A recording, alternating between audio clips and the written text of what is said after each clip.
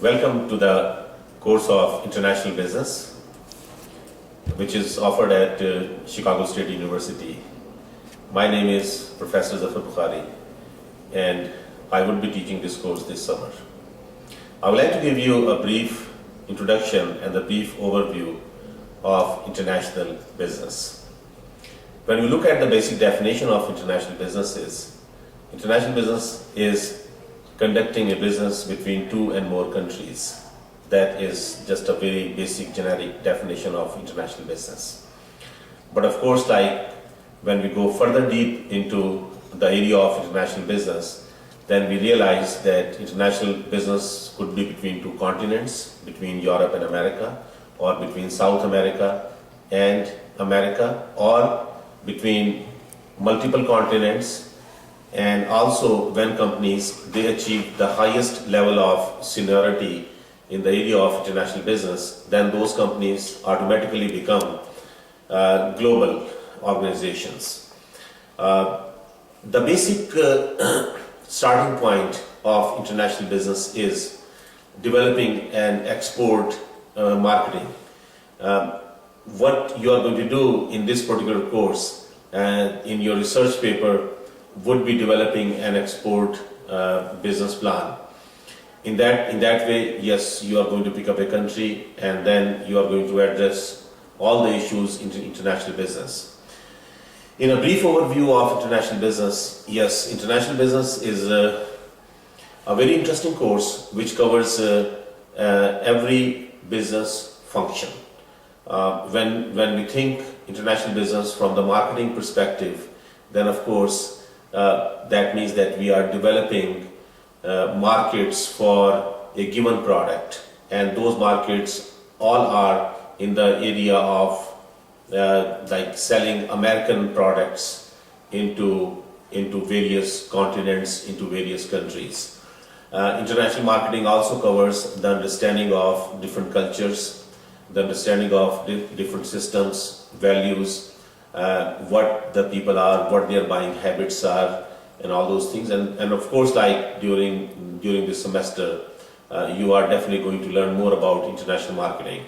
When we talk about management and production area, that is one area where you will see that the world in fact has become so much interdependent on each other and interlinked that there is not a single country who would claim that yes, they are the one who are manufacturing a product 100%. For example, the GM automobile which are manufactured in Detroit, USA, 80% components of those automobiles now are coming from 20 to 30 different countries around the world. So ultimately, what is happening, or what has happened in fact in the area of manufacturing and production, that one country is manufacturing electrical component, the other company may be manufacturing mechanical component, the third country may be manufacturing some wiring, the fourth country may be manufacturing for tires. So in the case of, in the example of GM which I earlier used, we can say that like that there is a participation of more than two countries. When we talk about the business area of finance in international, then of course it has its own very vast contribution. The basic thing of the finance starts from the role of the local banks in international marketing, and you will find out that not many local community banks in the United States are involved in any form of international business or any form of export marketing. Ultimately, these roles has been again picked up by large American banks, but yes, there are some medium-sized banks who are now getting involved into export marketing. And in the area of international finance, one more thing which you will realize is that there has to be an exchange rate between two currencies. For example, US dollar versus Japanese yen, or US dollar versus British pound, or US dollar versus South African rand. So what is the exchange rate? Definitely these are the things which we are going to cover in the area of international finance. One more area which I will recommend you very strongly is to look into two websites which will guide you towards the financing area. One website is about Exim Bank, and the other website is the USDA website. And of course, there is a third website which I would say is OPIC, Overseas Private Investment Corporation website. All these websites, in fact, if you look all these websites, you will find out that how effective role these organizations are playing in the area of international finance. Also, international finance covers financing through World Bank, financing through IMF, International Monetary Fund, and there are then some regional banks, for example, African Development Bank and Asian Development Bank. All these financial institutions, they are also involved in international financing.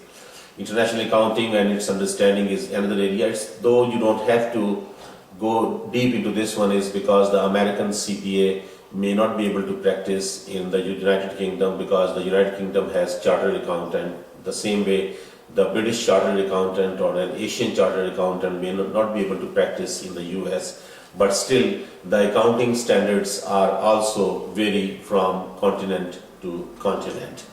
The next area of international business which we are going to talk about in this particular course are like how the role of law, like the contract law or Foreign Corrupt Practices Act, or how the companies they can protect their brand name.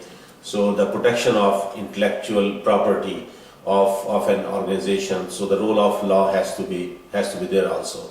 And in the end, I would recommend you that international business is a very interesting course, and take this course from the perspective that you as a consumer, in fact, you are right now participating in international business activity financially.